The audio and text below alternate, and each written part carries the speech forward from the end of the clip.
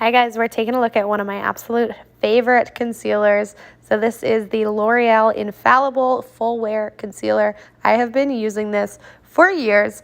Personally, I specifically love this one for spot correcting, if I have kind of any blemishes, if I have any kind of marks or discoloration, and just like basically covering up anywhere that needs color correcting.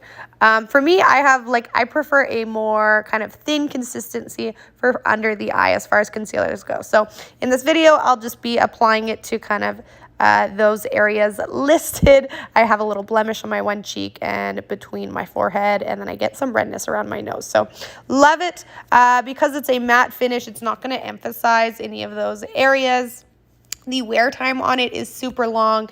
It is a fuller coverage, and the texture of it is just really creamy. Medium is kind of the best way I would describe it. Not too airy, not too rich. But this is amazing also if you want to double it as a contour wand. The brush on it itself too is just nice and thick. You can just do a little dab and you are good to go. This stuff's amazing. It's very much comparable with high-end ones. Definitely check it out.